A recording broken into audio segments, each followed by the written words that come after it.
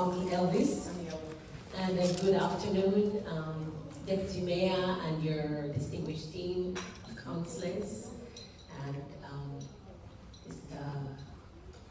Mr. Mann, Reverend Bonsu, and all of you wonderful people here, young people. It's nice to see you all again.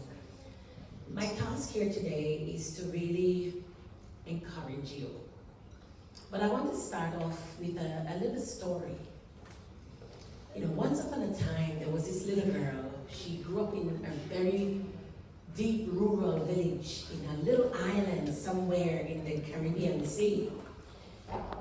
She, along with her 12 siblings and her parents, who were farmers, you know, went about their village life just like every other village person does.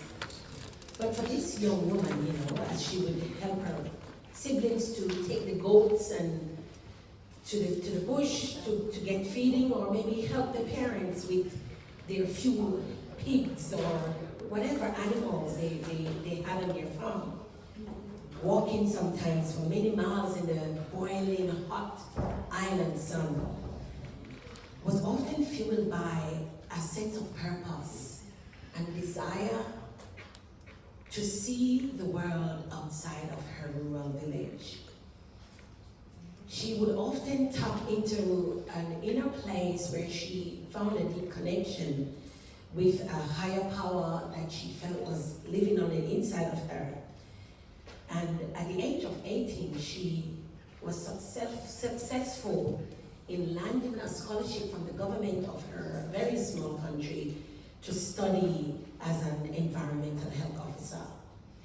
This noble career helped her to get out of the village, but landed her in another village. But this time, she was equipped with knowledge and education that... Good afternoon. If Ahmed Schmeller is in the library, could you please come to the circulation desk? Ahmed Schmeller. This education positioned her to empower community people. She, equipped with her knowledge about community engagement and so on, she started to learn how to become a leader, an advocate for communities, and use a voice which she probably didn't realize she had. But let's fast forward this young girl's story, because after several years, she had the opportunity to finish her master's degree and was making impact in this little island nation on a scale that she had never imagined from her rural village. But this inspiration and some encounters with some very inspiring people and some mentors who helped to guide her in the right direction, she soon applied and successfully received a scholarship from a prestigious university in a land down under. And so this young woman embarked on a great long journey from her little island nation in the Caribbean and landed in a place called Sydney, Australia, like some of her ancestors many years ago, such as one famous Billy Blue, who landed in this very same harbor many years before her as a PhD candidate at the University of Technology in Sydney. 15 years later, that young woman is standing in front of you. So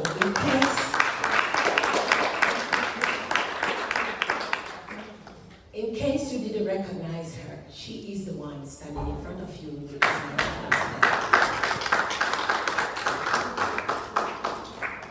And over that period of 15 plus years, this young woman has had the opportunity of being an advisor to governments of countries around the world, such as a COVID-19 advisor to the government of Australia. She served with the World Health Organization, providing culturally appropriate advice to island nations in the Pacific region. And the reason why she was able to do this is because she came from a small island nation. Why am I telling you all these stories? Is it because I want to brag? Well, if I wanted to brag, I think I have some stuff to brag about. But it's a little bit more than just bragging about my achievements.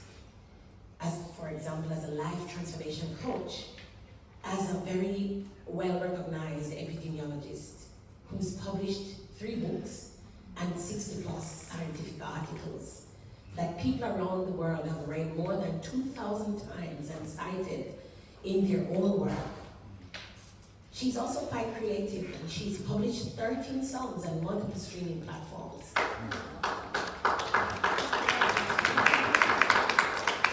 Bringing inspiration to people. And when I go about to places like where I just came from, Brisbane, where I spoke at the International Forum on Safety and Quality, and met people from Canada, from Hong Kong, from Singapore, Malaysia, but I was able to not only represent the brand from that small country where I came from, but I also represented the Australian brand. Because to a great extent, I look like Australians.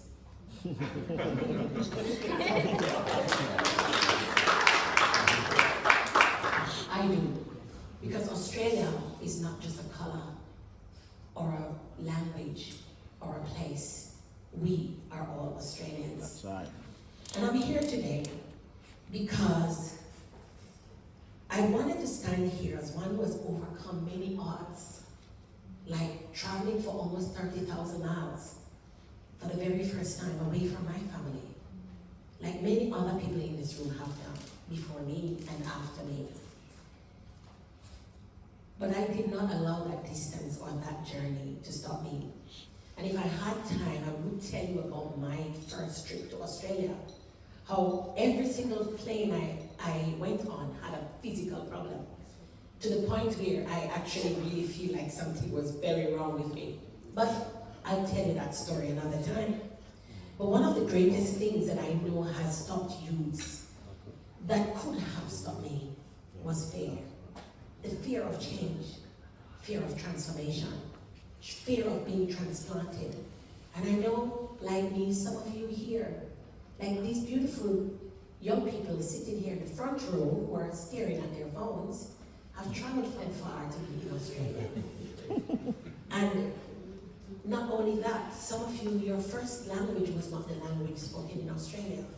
So the fear of having to learn a new language, learning to speak in a broken English, or with a very strong non-English accent, or the fear of succeeding at it. It's not just a fear of failure, but sometimes we can also be afraid of making it. What if I do well? And what if I stand up? What if nobody likes me because now I can speak English better than them? Or what if my family doesn't get it and they think I've sold out and I've gone to the other side? What if I outshine my peers? Or what if I just get lost in the people, unknown? What if people see me and then I look big or small? What if?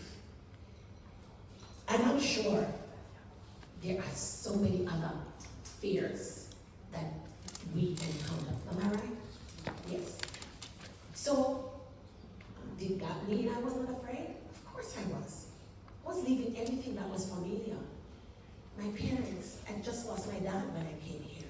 I was afraid of what would happen to my family because I was the loud one, the funny one, the one who kept things together. What if they didn't make it without me? Or what if I didn't make it without them? What if I didn't make friends? Or what if people didn't like me? Oh, what if? What if? There were so many what ifs for me. But there was one thing that I did not do that sometimes other people do when they have fear. I did not stop. I kept going. Even when they told me, why don't you wait for another year? Why leave your really great paying job for the unknown? What if you don't make it? What if you run out of money? What if? But there was something inside of me that was deeper. There was a strong calling that was pulling me forward. I didn't really understand what it was at the time, but I've come to realize it's called purpose. It's called a strong desire to fulfill a dream that was born, that was placed inside of me. It's a seed that was given to me by my Creator, that it was a seed of greatness that my parents didn't understand because they were not educated enough to understand. what they nurtured and watered. You know, through our faith, my parents would use scriptures to help me to learn that I was bigger than the sum of my physical being, but I was so much more. And if I could only hold on to that dream, I could make it. The thing is, ladies and gentlemen, there was no one in my family who'd done this before. I did not have any examples to follow. I was the first one to go to college, first one to have a second degree, first one to have a third degree, first one for generations, for over maybe 20 generations of descendants of African slaves in my entire lineage who went to college, had a degree, not just a first degree, a master's degree, and a terminal degree. I hold a Doctor of Philosophy from the University of Technology in Sydney. I was the first one, but I didn't stop at the first one. I kept going. And every time I passed one, there was something new that told me, you could actually do the next one. I did not allow fear to stop me. The fear of not trying for me is greater than every other fear. And so it's that one that propels me forward. And I want you to know that it's okay to be afraid.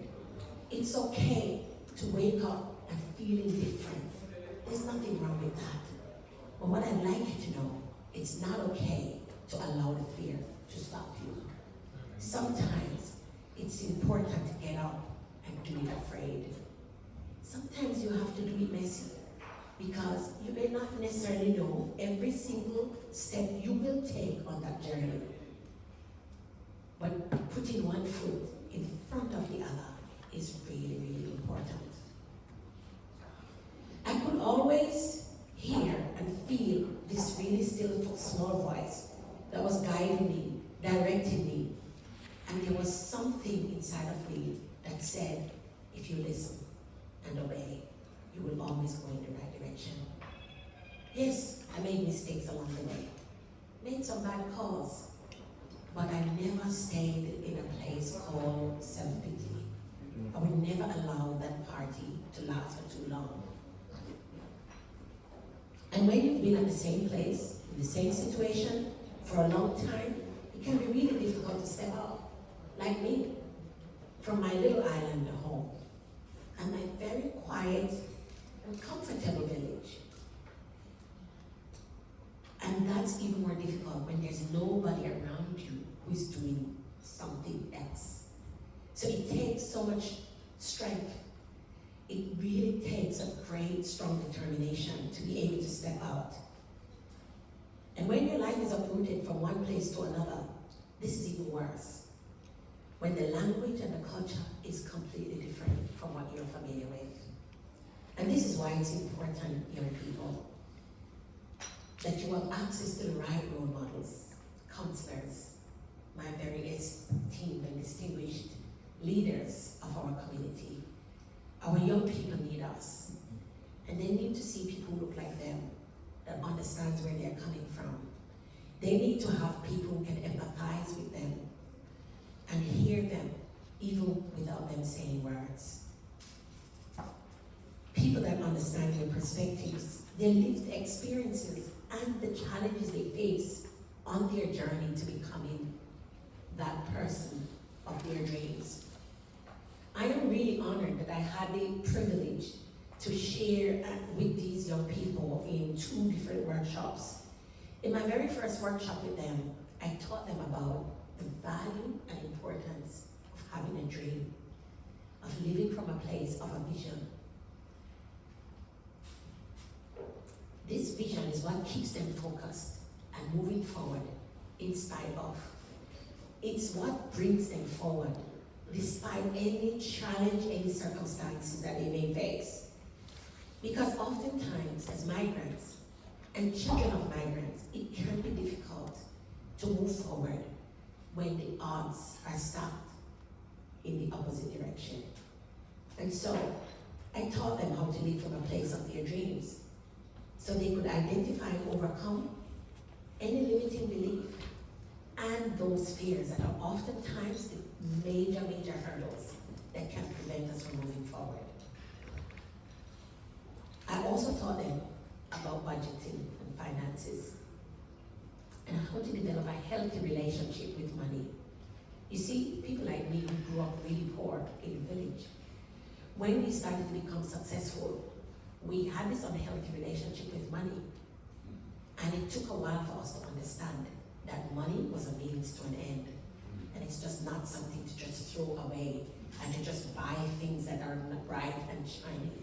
But that if we could have a healthy relationship with money, we could actually help to make a great difference in the world that we live. These are the skills and the tools that are vital for our generation. There are so many things that are vying for their attention. As I bring my sharing to a close today, I would like to encourage the parents, the caregivers, our community-based workers, and indeed, if I may humbly speak to our community leaders, let's encourage our children and our youth to dream, and dream big, like that little girl from the village who would see the planes pass overhead and think, one day, I'll go into one of those big iron birds. To our service providers and our support systems, I encourage us to invest more. Invest more into programs that support the youth to find and fulfill their purpose. We don't need more prisons. I would dare say we don't need more places to lock people away. If we can help young people not to become criminals, or we find them before they fall off the edge, then that will give us a greater future. We will be able to stop them from becoming statistics. And then they can be of more benefit, contribute to the economy, become great leaders, become inspirational people like Ajwa, like Elder James, like Isaac. And they will become the Chris Bonses of tomorrow, the Stephanie Fletchers of tomorrow, if we can help them before they fall off the edge. I'd love to continue to be a role model to young people, and I'd love to keep